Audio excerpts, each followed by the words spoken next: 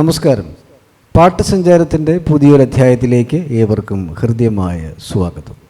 നമുക്കറിയാം, വളരെ ശ്രദ്ധേയമായ ഒരു ഗാനമാണ് ദേവരാജൻ മാഷി ഇണമിട്ട അരികിൽ നീ ഉണ്ടായിരുന്നെങ്കിലെന്നു ഞാൻ ഒരു മാത്ര വെറുതെ നിലച്ചുപോയി. ഈ പാട്ടിൻ്റെ വിശേഷങ്ങളിലാണ് ഇന്ന് പാട്ടുസഞ്ചാരത്തിൽ. അത് ഞാൻ ദേവരാജനെ കുറിച്ച് തന്നെ എഴുതിയതാണ്. അരികിൽ നീ ഉണ്ടായിരുന്നെങ്കിൽ എന്ന് ഒരു മാത്ര ഞാൻ പല ദിവസവും ഞാൻ ആലോചിച്ചു. ഈ 8 വർഷത്തോളം ഞാൻ ആലോചിച്ചു, എന്നെ കൂടെ ഒരു പാട്ടെങ്കിലും ചെയ്തെങ്കിൽ അത് ഇന്ന് സഫലമായി എന്ന് പറഞ്ഞു. അരികിൽ നീ ഉണ്ടായിരുന്നെങ്കിലെന്നു ഞാൻ ഒരു മാത്ര വെറുതെ നിലച്ചുപോയി. ദേവരാജ മാഷിൻ്റെ ഏറ്റവും ശ്രദ്ധേയമായ ഒരു ഗാനമാണ് അരികിൽ നീ ഉണ്ടായിരുന്നെങ്കിൽ. ആ പാട്ടിനെ കുറിച്ച് എന്താണ് സാറിന് പറയാനുള്ളത്? ദേവരാജൻ മാസ്റ്റർ കരമന സ്ഥിരതാമസമാക്കിയതിന് ശേഷം ധാരാളം ദിവസങ്ങൾ ഞാൻ അവിടെ പോകുമായിരുന്നു. ഞാൻ ചെന്നില്ലെങ്കിൽ പോലും ദേവരാജൻ മാസ്റ്റർ, എനിക്കന്ന് ഫോൺ പോലും ഇല്ല, അടുത്ത വീട്ടിലെ ഫോണിൽ വിളിച്ച് താനിങ്ങി വാന്നൊക്കെ വിളിച്ച് അങ്ങനെ ഒരു സ്വാതന്ത്ര്യം അദ്ദേഹം തന്നിരുന്നു.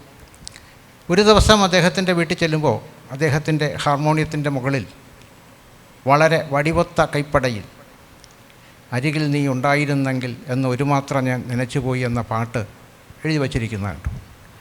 ഒൻവി സാറിൻ്റെ കയ്യക്ഷരം എനിക്ക് അറിയാവുന്നത് കൊണ്ട് അദ്ദേഹത്തിൻ്റെ പുസ്തകങ്ങളൊക്കെ ഒപ്പിട്ട് എനിക്ക് തരും. അപ്പോൾ അങ്ങനെ കയ്യക്ഷരം വളരെ പരിചിതമായതുകൊണ്ട് ഞാൻ ദേവരാജ മാഷിനോട് ചോദിച്ചു, മാഷേ ഇത് ഒൻവി സാറിൻ്റെ ഗാനമല്ലേ, ഒൻവി സാറിൻ്റെ പാട്ടല്ലേ?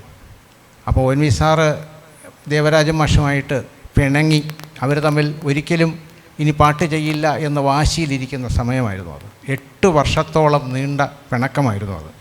അവരൊരുമിച്ചാണ് ഈ നിങ്ങൾ എന്നെ കമ്മ്യൂണിസ്റ്റാക്കി എന്ന നാടകത്തിലൂടെ രംഗത്ത് വരുന്നതെങ്കിലും 8 വർഷത്തോളം അവർ തമ്മിൽ ഒരു പാട്ടും ചെയ്തില്ല. അപ്പോൾ അങ്ങനെ സംഭവിക്കാൻ പോകുന്നു, വീണ്ടും ഞങ്ങൾ ഒരുമിക്കാൻ പോവുകയാണ് ഈ പാട്ടിലൂടെ, ഈ സിനിമയിലൂടെ. നീ എത്ര ധന്യ എന്ന് പറയുന്നത് ഒൻവി സാറിൻ്റെ തന്നെ ഒരു കവിതയാണ്. നിശാഗന്ധി നീ എത്ര ധന്യ എന്ന് പറയുന്ന ആ കവിതയെ ആസ്പദമാക്കി JC സംവിധാനം ചെയ്ത സിനിമയാണ്. മുരളിയും നമ്മുടെ പഴയ നടി കാർത്തികയും അഭിനയിച്ച ചിത്രം. അപ്പോൾ അതിനുവേണ്ടി ഈ പാട്ട് ഞാൻ ചിട്ടപ്പെടുത്താൻ പോവുകയാണ്. എന്നിട്ട് അദ്ദേഹം ഈ പാട്ട് എടുത്ത് വരി കാണിച്ചിട്ട് പേനയെടുത്ത് വെറുതെ എന്ന ഭാഗം അടിയിൽ വരച്ചു. എന്നിട്ട് പറഞ്ഞു, ഈ വെറുതെ എനിക്ക് അങ്ങോട്ട് ട്യൂൺ ചെയ്യാൻ പറ്റുന്നില്ല. അപ്പം ഞാൻ തമാശയായിട്ട് ചോദിച്ചു, ബ്രഹ്മാവിനാണോ ആയുസിന് പഞ്ഞം, മാഷ് ചുമ്മാ കളി പറയാതെ എന്ന് പറഞ്ഞു. അല്ല, ONV വെറുതെ എന്ന വാക്ക് വെറുതെ അങ്ങനെ പ്രയോഗിക്കില്ല. അദ്ദേഹം ഒരുപാട് പാട്ടിൽ ഈ പ്രയോഗം നടത്തിയിട്ടുണ്ട്. വെറുതെ ഈ മോഹങ്ങൾ എന്നറിയുമ്പോഴും വെറുതെ മോഹിക്കുവാൻ മോഹം എന്നൊക്കെ ചില്ലിലെ പാട്ടിലൊക്കെ എഴുതിയിട്ടുണ്ടല്ലോ. പക്ഷേ ഇവിടെ അങ്ങനെയല്ല, ആ വെറുതെ എനിക്ക് മെരുക്കിയെടുക്കാൻ പറ്റുന്നില്ല എന്ന് പറഞ്ഞു. ഞാനന്നെങ്കിൽ പോരുകയും ചെയ്തു. 2 ദിവസം കഴിഞ്ഞപ്പോൾ അടുത്ത വീട്ടിലെ ഫോണിൽ ദേവരാജ മാഷ് വിളിച്ചിട്ട് പറഞ്ഞു, താൻ നാളെ ഓഫീസിൽ പോണ്ട, അതൊരു ആജ്ഞയാണ്, നിർദ്ദേശമൊന്നുമല്ല, റിക്വസ്റ്റുമല്ല, ആജ്ഞയാണ്. താൻ നാളെ ഓഫീസിൽ പോണ്ട, തരങ്കണിയിൽ വന്നാൽ മതി, ഞാൻ ആ പാട്ട് ട്യൂൺ ചെയ്തു ഞങ്ങൾക്ക് കേൾപ്പിച്ച് തരാമെന്ന് പറഞ്ഞു. ഞാൻ പിറ്റേ ദിവസം രാവിലെ 9:30 മണിക്ക് തരങ്കണി ചെല്ലുമ്പോൾ ബാലകൃഷ്ണൻ എന്ന് പറയുന്ന റെക്കോർഡിസ്റ്റിൻ്റെ കൺസോളിൽ ദേവരാജ മാഷ് ഇരിക്കുമ്പോൾ അദ്ദേഹം എന്നെ അടുത്ത് ഇരുത്തിയിട്ട് ചന്ദ്രൻ എന്ന് പറയുന്ന അന്ന് ട്രാക്ക് പാടുന്ന ഒരു ഗായകനുണ്ടായിരുന്നു. ആ ഗായകനാണ്, ഈ യേശുദാസ് അന്ന് വന്നിട്ടില്ല, ഈ പാട്ട് പാടുന്നത്. ദേവരാജ മാഷ് പാട്ട് പഠിപ്പിച്ച് വച്ചിരിക്കുകയാണ്. സത്യം പറഞ്ഞാൽ ആ ചന്ദ്രൻ പാടി, യേശുദാസ് പാടി, പിന്നീട് നമ്മൾ ഇപ്പോഴും കേൾക്കുന്നു. അന്ന് ചന്ദ്രൻ പാടി ആ പാട്ട് കേട്ടപ്പോൾ തന്നെ ആ വെറുതെ എന്ന ഭാഗം അദ്ദേഹം ട്യൂൺ ചെയ്ത് വച്ചിരിക്കുന്ന ഇത് കേട്ടപ്പോൾ, പ്രത്യേകിച്ച് അനുപല്ലവി കഴിഞ്ഞ് പല്ലവി ആവർത്തിക്കുമ്പോൾ അവിടെ ഉള്ള വെറുതെ വേറൊരു രീതിയിലാണ്. അത് ഇങ്ങനെ പാടി കേട്ടപ്പോൾ ഞാൻ എഴിച്ച് അദ്ദേഹത്തിൻ്റെ കാലിൽ തൊട്ട് കണ്ണി വെച്ചു പോയി.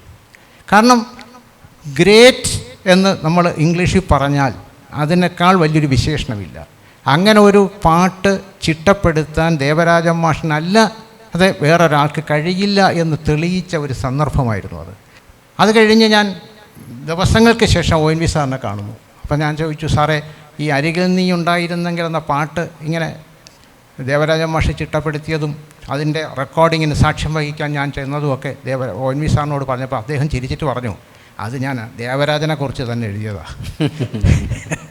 അരികിൽ നീ ഉണ്ടായിരുന്നെങ്കിൽ എന്ന് ഒരു മാത്ര ഞാൻ പല ദിവസവും ഞാൻ ആലോചിച്ചു. ഈ 8 വർഷത്തോളം ഞാൻ ആലോചിച്ചു. എന്നെ കൂടെ ഒരു പാട്ടെങ്കിലും ചെയ്തെങ്കിൽ അതിന്ന് സഫലമായി എന്ന് പറഞ്ഞു. അങ്ങനെ മലയാളികൾക്ക് എന്താ പറയേണ്ടത്, മറക്കാനൊക്കാത്ത, നമ്മൾ മറ്റൊരു എപ്പിസോഡിൽ പറഞ്ഞ പല പാട്ടുകളും പോലെ ഈ പാട്ടും മലയാളികൾക്കൊരിക്കലും മറക്കാത്ത, മലയാളമുള്ളിടത്തോളം കാലം നിലനിൽക്കാൻ യോഗ്യമായ പാട്ട്. രചനയാണോ അതിൽ മുൻപേ നിൽക്കുന്നത്, അതോ ദേവരാജൻ മാഷിൻ്റെ സംഗീതമാണോ, അതോ യേശുദാസിൻ്റെ ശബ്ദമാണോ എന്ന് എനിക്കറിയില്ല.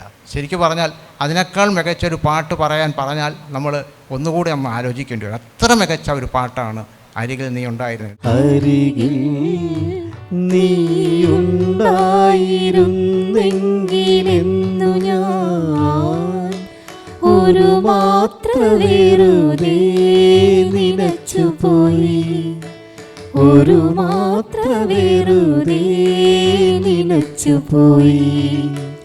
അരികിൽ നീ ഉണ്ടായിരുന്നെങ്കിലെന്നു ഞാൻ ഒരു മാത്ര വെറുതെ നിലച്ചുപോയി, ഒരു മാത്ര വെറുതെ നിലച്ചുപോയി. ദേവരാജൻ മാഷ് സംഗീതം പകർന്ന നീ ഇത്ര ധന്യ എന്ന സിനിമയിലെ അരികിൽ നീ ഉണ്ടായിരുന്നെങ്കിൽ എന്നു ഞാൻ ഒരു മാത്ര വെറുതെ നിലച്ചുപോയി. ഈ പാട്ടിൻ്റെ വിശേഷങ്ങൾ പങ്കുവച്ച ഇന്നത്തെ പാട്ട് സഞ്ചാരം ഇവിടെ പൂർണ്ണമാകുന്നു. അടുത്ത എപ്പിസോഡിൽ വീണ്ടും കാണാം. നന്ദി, നമസ്കാരം.